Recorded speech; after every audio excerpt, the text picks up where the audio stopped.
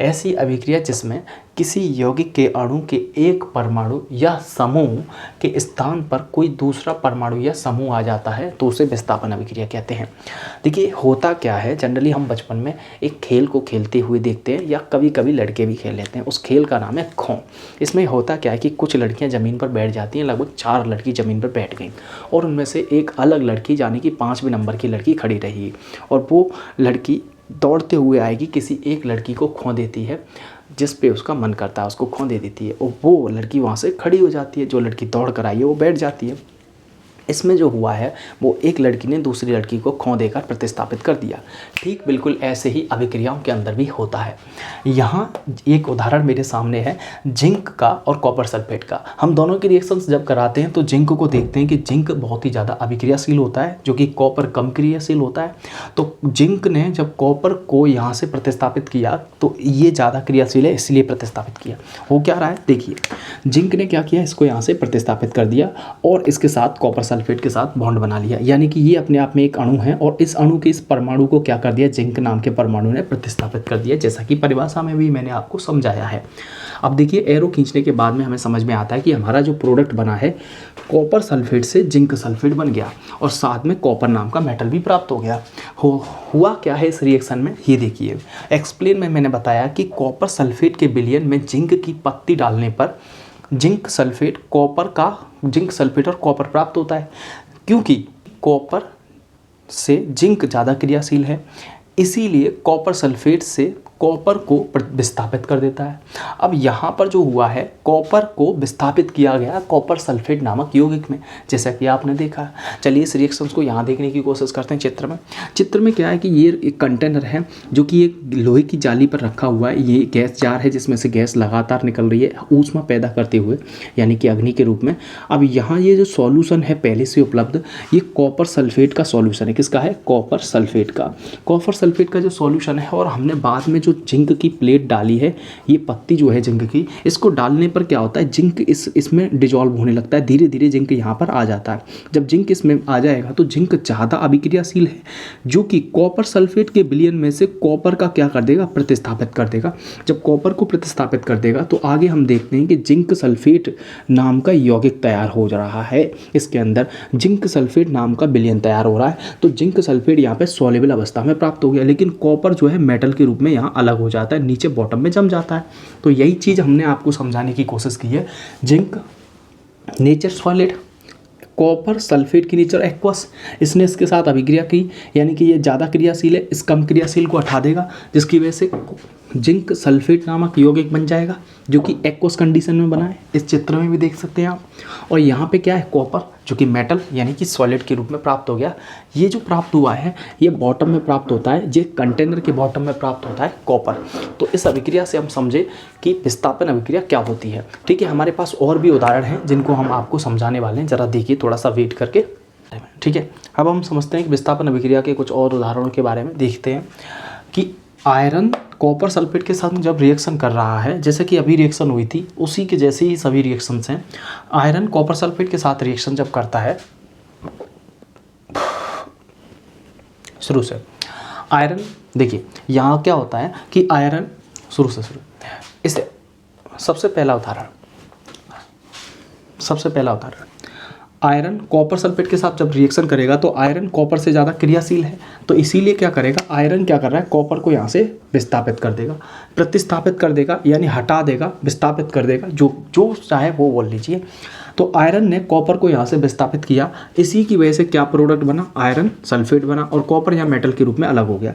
ये एक्वस था, तो एक्वस कंडीशन में ही हमारा मेन प्रोडक्ट प्राप्त हुआ है, यानी मुख्य उत्पाद ये बन गया। ठीक है, अब इसी रिएक्शंस के जैसी ये रिएक्शंस है। यहाँ पर हम देख रहे हैं एल्युमिनियम कॉपर क्लोराइड के साथ में क्या कर रहा है, रिएक्शंस कर रहा है। तो एल्युमिनियम क्या करेगा, ज़्यादा क्रियाशील है कॉपर से, इसलिए इसको हटा देगा, कॉपर कम क्रियाशील है। जब कॉपर यहाँ से हट जाएगा, प्रतिस्थापित हो जाएगा, तो प्रोडक्ट बनेगा एल्युमिनियम ट्राइक्लोराइड का। एल्युमिनियम ट्राइक्लोराइड नाम का प्रोडक्ट बन गया और साथ में कॉपर मेटल भी प्राप्त हो गया। बिल्कुल वही रिएक्शन सेम टू सेम है। यहाँ देखिए जिंक, अब जिंक क्या कर रहा है, वापस Ag यानी सिल्वर को हटा दे रहा है, क्योंकि सिल्वर जिंक से कम क्रियाशील है। सिल्वर यहाँ पर जिंक से कम क्रियाशील है, ज़्यादा क्रियाशील कौन है, जिंक क्रियाशील है ज़्यादा। जिंक Ag को यहाँ से प्रतिस्थापित कर देगा, जिसकी वजह से क्या प्रोडक्ट बनने वाला है, जिंक NO3 प्लस Ag बनेगा। तो ये सभी जो रिएक्शंस हैं आप लोगों को यही बता रही हैं कि विस्थापन अभिक्रिया में एक अणु के अंदर मौजूद किसी परमाणु को प्रतिस्थापित किया जाता है किसी दूसरे समूह या किसी दूसरे परमाणु से। तो इसी अभिक्रिया को क्या कहते हैं, विस्थापन अभिक्रिया कहते हैं। ऐसी रासायनिक अभिक्रिया जिसमें यौगिकों के आयनों या घटकों की अदला बदली होकर नए यौगिक बनते हैं। बड़ी साधारण सी परिभाषा है, अपनी भाषा साधारण भाषा, ठीक है। कॉपर सल्फेट की अभिक्रिया जब सोडियम हाइड्रोक्साइड के साथ कराएंगे तो यहाँ पर क्या है, सबसे पहले इनको आयनों में तोड़ लेते हैं ताकि रिएक्शंस बहुत अच्छी तरह से समझ में आए। कॉपर निकल के आएगा, यहाँ से सल्फेट आयन निकल के आएगा, ये कॉपर और यह सल्फेट निकल के आएगा। ऐसे इसको तोड़ लीजिए, इसमें से सोडियम आयन निकल के आने वाला है, इसमें से OH आयन निकल के आने वाला है। आप जानते हैं ये नेगेटिव ये पॉजिटिव।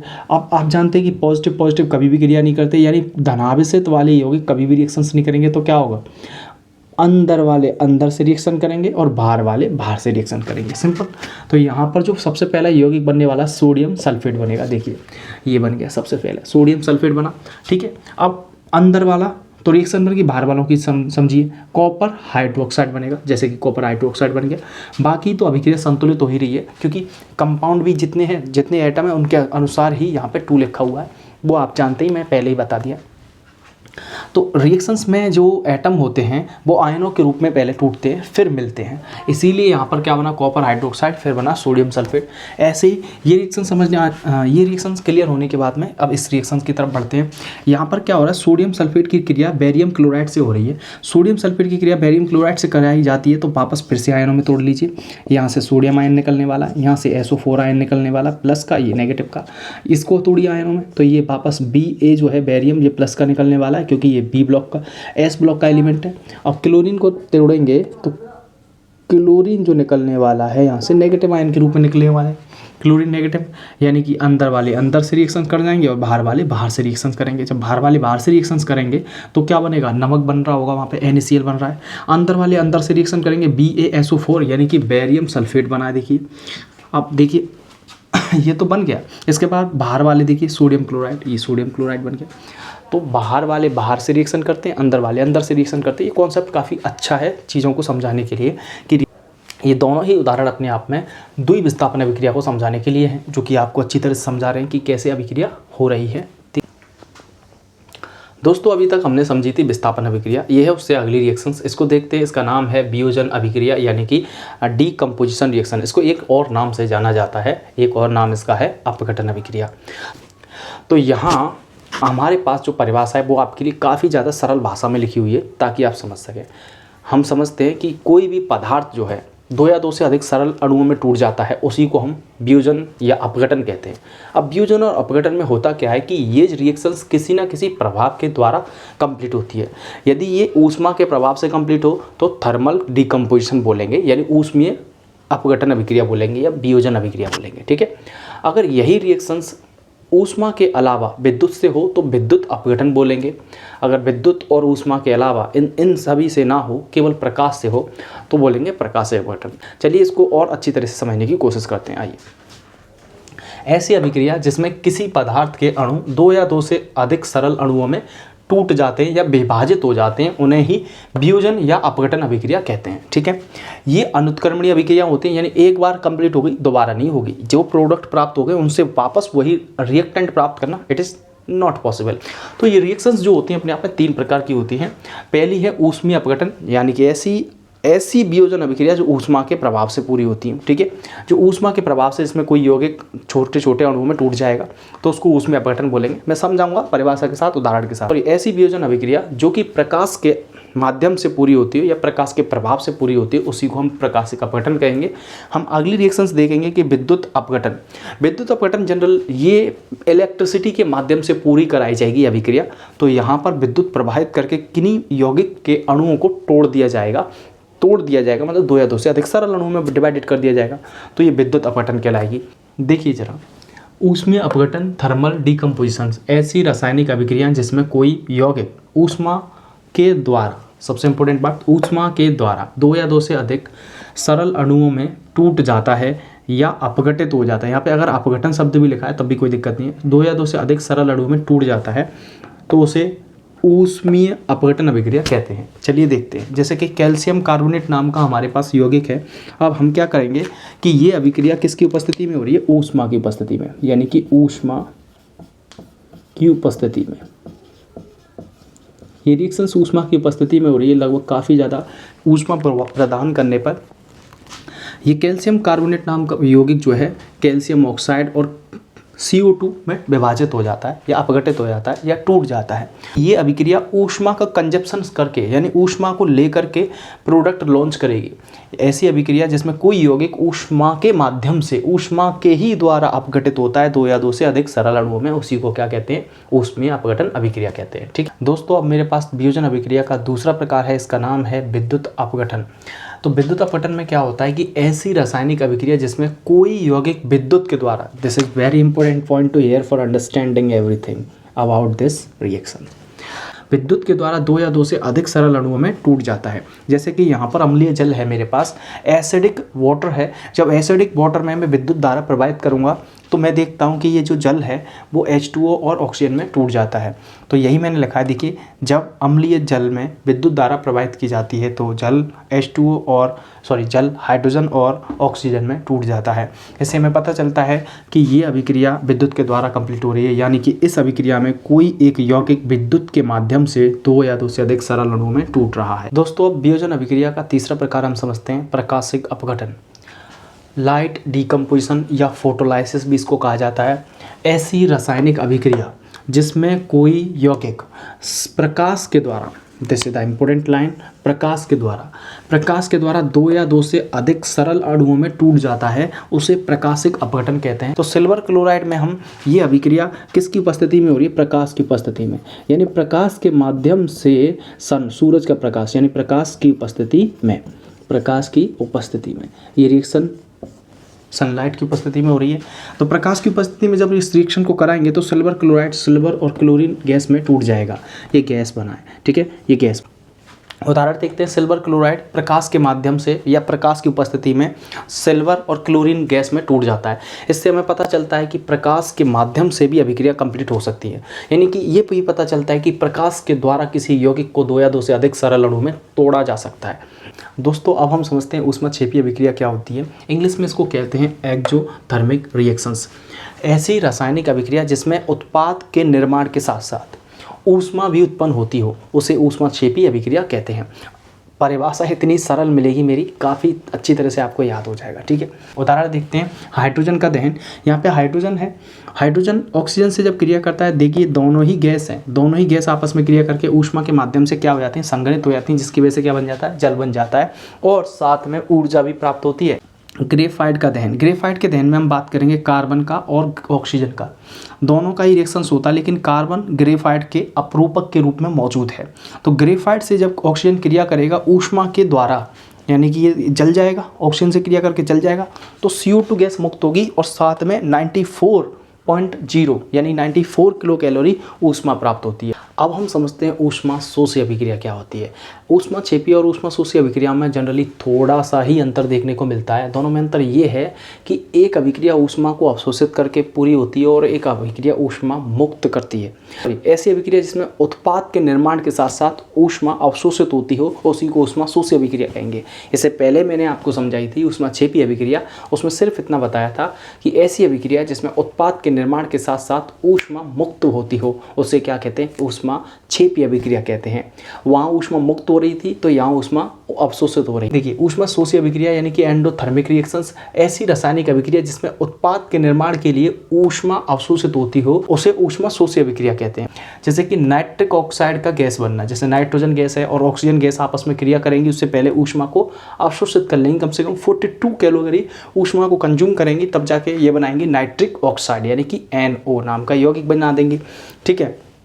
दूसरा देखिए, फास्फोरस पेंटाक्लोराइड का ऊष्मीय वियोजन। तो फास्फोरस पेंटाक्लोराइड का जब ऊष्मीय वियोजन होता है तो हम देखते हैं कि फास्फोरस पेंटाक्लोराइड में क्लोरीन के 5 यौगिक हैं और फास्फोरस का 1 यौगिक है, इसलिए इसको बोला जा रहा है फास्फोरस पेंटाक्लोराइड। लेकिन जब ये ऊष्मा को अवशोषित कर लेगा तो यही क्या हो जाएगा? ऊष्मा के द्वारा या ऊष्मा की उपस्थिति में, ऊष्मा के द्वारा ये वाला यौगिक PCl3 में और क्लोरीन गैस में टूट जाएगा, यानी कि Cl2 में टूट जाता है। तो PCl3 को बोलते हैं फॉस्फोरस ट्राइक्लोराइड, यानी PCl3 हो गया, और Cl2 यानी क्लोरीन के 2 एटम निकल के चले गए जो कि क्लोरीन गैस बना देते हैं, यानी कि यहाँ से 2 एटम, यहाँ से 3 एटम, 5 एटम हो गए। तो इस प्रकार से ये अभिक्रिया पूर्ण हो जाती है और हम यहाँ देखते हैं कि फॉस्फोरस पेंटाक्लोराइड ऊष्मा की उपस्थिति में टूट गया PCl3 के अंदर और क्लोरीन गैस के अंदर। इसी को कहेंगे हम ऊष्मा शोषी अभिक्रिया। दोस्तों अब हम समझते हैं कि ऑक्सीकरण अभिक्रिया क्या होती है। तो ऑक्सीकरण अभिक्रिया को अंग्रेजी में कहते हैं ऑक्सीडेशन रिएक्शन। समझते हैं परिभाषा, ऐसी रासायनिक अभिक्रिया जिसमें ऑक्सीजन की वृद्धि और हाइड्रोजन की कमी होती हो और साथ में पदार्थ से इलेक्ट्रॉन निकलते हों, उसी को ऑक्सीकरण अभिक्रिया कहते हैं। इसके लिए मेरे पास एक हिंट है आपके लिए, ठीक है। मेरे पास जो हिंट है उसको ज़रा ध्यान से समझना। मैं एक बॉक्स में लिख देता हूँ, हाइड्रोजन की कमी, ऑक्सीजन की वृद्धि और इलेक्ट्रॉन्स का निकलना, यानी कि इलेक्ट्रॉन क्या होंगे, निकल जाएंगे। तो इलेक्ट्रॉन निकलेंगे तो यहाँ पे इलेक्ट्रॉन की मुक्ति लिख दें, इलेक्ट्रॉन मुक्त, ठीक है। अब इस चीज़ को क्या कर देते हैं, कोष्टक में बंद कर देते हैं। ये आपके लिए क्या रहेगी, हिंट रहेगी हमेशा कि हाइड्रोजन की कमी होगी, ऑक्सीजन की वृद्धि होगी, उसी को और साथ में इलेक्ट्रॉन मुक्त होंगे, तो उस अभिक्रिया को क्या कहेंगे, उस अभिक्रिया को ऑक्सीकरण अभिक्रिया कहते हैं। उदाहरण समझते हैं। यहाँ पे हमारे पास कॉपर है और ऑक्सीजन, जब कॉपर का ऑक्सीजन के साथ रिएक्शन होगा तो कॉपर का ऑक्सीकरण होगा, क्योंकि ऑक्सीजन क्या कर देगी, कॉपर को ऑक्सीकृत कर देगी। इसका मतलब ये है कि कॉपर जैसे परमाणु के संग यदि ऑक्सीजन देखने को मिल रहा है, यानी ऑक्सीजन की वृद्धि हो रही है, तो इसका मतलब कॉपर का यहाँ पर क्या हो रहा है, ऑक्सीकरण। इस पूरी रिएक्शंस में अगर मैं आपसे छोटा सा सवाल पूछता हूँ बच्चों कि ये बताइए कि इसमें ऑक्सीकरण किसका हुआ, ऑक्सीजन का खुद का ऑक्सीकरण हुआ या कॉपर का हुआ, तो आप जवाब दोगे ऑक्सीजन अपना खुद का तो ऑक्सीकरण करेगा नहीं, सामने वाले परमाणु का ही तो करेगा। तो सामने वाला परमाणु कौन है, कॉपर। तो यहाँ पर कॉपर का क्या हो रहा है, ऑक्सीजन के द्वारा ऑक्सीकरण हो रहा है, इसीलिए यहाँ पर कॉपर ऑक्साइड बन रहा है। और हम ये भी देख रहे हैं कि कॉपर के साथ ऑक्सीजन की वृद्धि देखने को मिल रही है। जब जिंक कॉपर सल्फेट के साथ रिएक्शन करता है तो हम देखते हैं कि जिंक ऑक्सीकृत हो जाता है कॉपर सल्फेट से, यानी कि यहाँ अब ये समझते हैं कि किसका ऑक्सीकृत हो रहा है, जिस एटम के साथ ऑक्सीजन की वृद्धि देखने को मिले, समझ जाना उसका ही क्या हो रहा है, ऑक्सीकरण हो रहा है। यहाँ पे सल्फेट नाम का यौगिक जिसके साथ चला जाए उसका ही ऑक्सीकरण हो रहा है। तो इस रिएक्शंस में कि कॉपर को क्या कर देगा, ये प्रतिस्थापित कर देगा जिंक, क्योंकि जिंक ज़्यादा क्रियाशील है, ये कम क्रियाशील है, इसको हटा देगा यहाँ से और ये इसकी जगह पर पहुँच जाएगा। ये अपने आप में किसका उदाहरण है, विस्थापन अभिक्रिया का उदाहरण है, जो कि मैं पहले ही बता चुका हूँ आपको। अब यहाँ जिंक ने कॉपर को विस्थापित कर दिया, जिसकी वजह से बना जिंक सल्फेट। तो जिंक सल्फेट बना तो जरूर है, लेकिन ऑक्सीजन की वृद्धि इसके साथ देखने को मिल रही है। यदि ऑक्सीजन का इंक्रीजमेंट देखने को मिले तो उसको ऑक्सीकरण अभिक्रिया यानी ऑक्सीडेशन रिएक्शन कहते हैं, ठीक है। तो यहाँ पे जिंक का ऑक्सीकरण हुआ है वास्तव में, जिससे हमें पता चलता है कि जिंक के साथ ऑक्सीजन की वृद्धि हो रही है, तो जिंक का ऑक्सीकरण हो गया और कॉपर एक अलग धातु के रूप में यहाँ पे प्राप्त हो जाता है, ठीक है। नेक्स्ट रिएक्शंस देखते हैं कि सोडियम जो धातु है मेरे पास एस ब्लॉक का, आप क्या करते हैं, इसको हम गर्म करना शुरू कर देते हैं, तो ये सोडियम आयन और इलेक्ट्रॉन मुक्त करके बनता है। सोडियम आयन बनेगा तो कैसे बनेगा, इलेक्ट्रॉन मुक्त करके, यानी इलेक्ट्रॉन मुक्त हुए ना, तो इलेक्ट्रॉन यदि मुक्त होते हैं तो उस अभिक्रिया को क्या कहते हैं, ऑक्सीकरण अभिक्रिया कहते हैं। दोस्तों अब हम समझते हैं इसके ही अपोजिट एक दूसरी रिएक्शन जिसका नाम है अपचयन अभिक्रिया।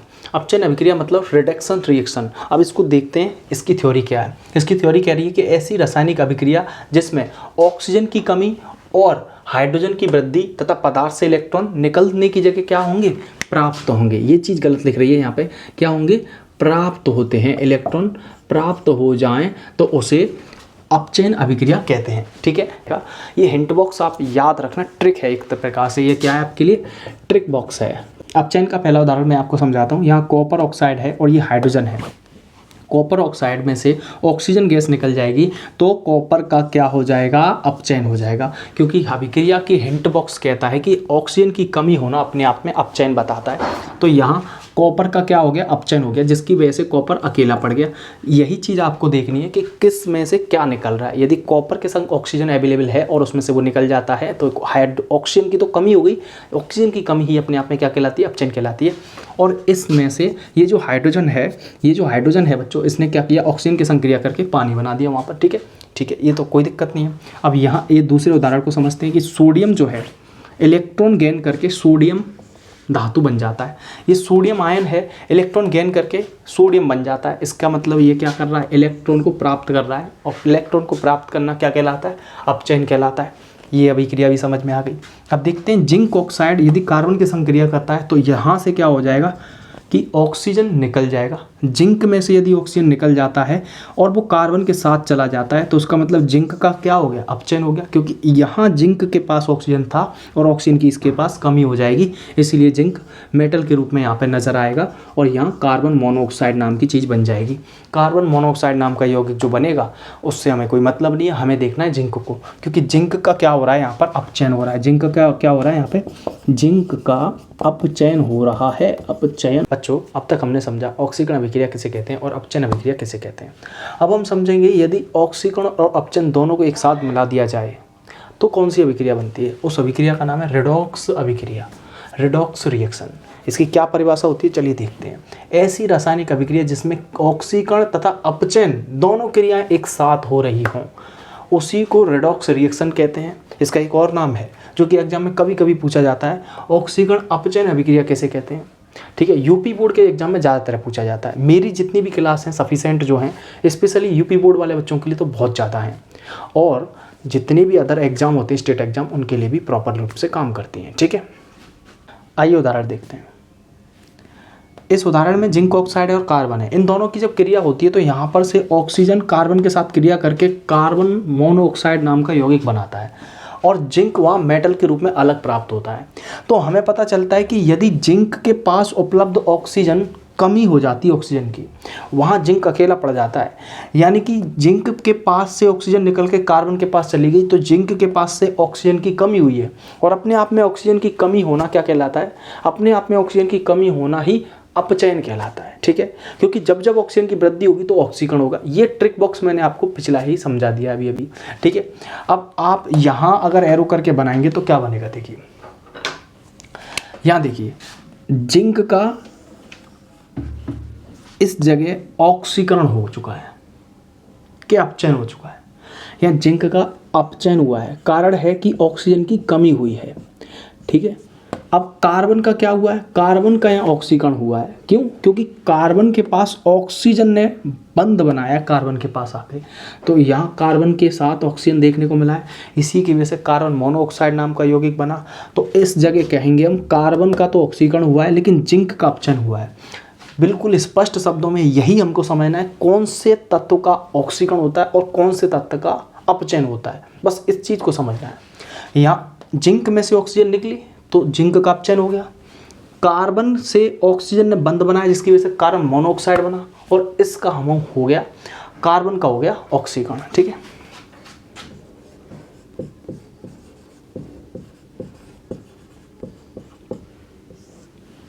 क्लियर। आगे अगला उदाहरण, पहले एक बार और समझा देते हैं इसको। देखिए इस उदाहरण में जिंक ऑक्साइड कार्बन से क्रिया कर रहा है, इस उदाहरण में जिंक ऑक्साइड कार्बन से क्रिया कर रहा है, तो हम देख रहे हैं कि कार्बन ऑक्सीजन के साथ बंध बना के एक नया यौगिक बनाता है, इसको बोलते हैं कार्बन मोनोऑक्साइड। तो हमने देखा कार्बन के साथ ऑक्सीजन की क्या हुई, वृद्धि हुई है, इसीलिए तो क्या बना, कार्बन मोनोऑक्साइड बना। तो ये कार्बन के साथ ऑक्सीजन आ जाने की वजह से कार्बन मोनोऑक्साइड बना है, तो कार्बन का ऑक्सीकरण हो गया, क्योंकि कार्बन को ऑक्सीकृत किसने किया है, ऑक्सीजन ने। ऑक्सीजन खुद का कभी ऑक्सीकरण नहीं करता, सामने वाले तत्वों का करता है। तो यहाँ सामने वाला तत्व कार्बन है, कार्बन ने ऑक्सीजन की संग क्रिया करी तभी तो बना कार्बन मोनोऑक्साइड, इसी की वजह से कार्बन का खुद का ऑक्सीकरण हो गया। ठीक है, अब समझते हैं जिंक ऑक्साइड में क्या हुआ है। जिंक ऑक्साइड में तो ऑक्सीजन निकल गया, तो जिंक एक सब मेटल के रूप में प्राप्त हो गया, सॉलिड के रूप में प्राप्त हो गया।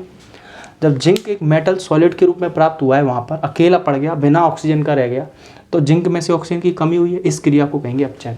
क्योंकि जब जब ऑक्सीजन की वृद्धि होती है ऑक्सीकरण होता है, जब जब ऑक्सीजन की कमी होती है अपचयन होता है। दोनों चीज़ क्लियर हो रही है बहुत अच्छी तरह से। ठीक है, अगले उदाहरण में देख रहे हैं हम कि कार्बन ऑक्साइड अगले उदाहरण में देख रहे हैं कैल्शियम ऑक्साइड और हाइड्रोजन की क्रिया हो रही है। यहाँ देखेंगे कैल्शियम ऑक्साइड से यदि ऑक्सीजन की कमी हो जाएगी तो कैल्शियम स्टेट के रूप में सॉलिड के रूप में प्राप्त होगा। इस अभिक्रिया हम देख रहे हैं कैल्शियम ऑक्साइड हाइड्रोजन से क्रिया कर रहा है, तो ये जो हाइड्रोजन है ये ऑक्सीजन से क्रिया करके यहाँ जल बना देता है। ठीक है, अब हाइड्रोजन ने ऑक्सीजन के संग क्रिया करी जिसकी वजह से जल बन गया, तो हाइड्रोजन के साथ ऑक्सीजन की वृद्धि होने को मिली है, यानी पहले हाइड्रोजन अकेला था, अब ऑक्सीजन इसके पास आ गया, तो हाइड्रोजन का क्या हो गया, यहाँ पे ऑक्सीकरण हो गया। हाइड्रोजन का यहाँ पर ऑक्सीकरण हुआ है बच्चों, क्योंकि हाइड्रोजन के पास ऑक्सीजन आ गई इसलिए ऑक्सीकरण हुआ है। जो भी तत्व कभी भी ऑक्सीजन से क्रिया करेगा उसका खुद का ऑक्सीकरण ही होगा। ये भी एक हिंट है जो कि याद रखनी है। जो भी तत्व ऑक्सीजन से क्रिया करेगा उसका खुद का ऑक्सीकरण ही होगा। ये समझने वाली चीज़ है, बहुत अच्छी है। अब देखिए कैल्शियम ऑक्साइड जो है, कैल्शियम ऑक्साइड में हम देख रहे हैं कि कैल्शियम ऑक्साइड से ऑक्सीजन चला गया और कैल्शियम बचा केवल वहाँ पर, इसीलिए कैल्शियम में ऑक्सीजन की कमी देखने को मिल रही है। इसको कहेंगे हम अपचयन। यदि कैल्शियम ऑक्साइड से ऑक्सीजन की कमी हुई है और केवल कैल्शियम बचा है उधर, तो यानी कि ऑक्सीजन की कमी अपने आप में अपचयन कहलाती है। तो यह बात बिल्कुल स्पष्ट हो जाती है कि यहाँ कैल्शियम ऑक्साइड में कैल्शियम का अपचयन हुआ है। ठीक है, ओके। तो ये समझ गए हम, ऑक्सीकरण अभिक्रिया और अपचयन अभिक्रिया जब एक साथ हो रही हों तो उसको रेडॉक्स अभिक्रिया कहते हैं। ठीक है,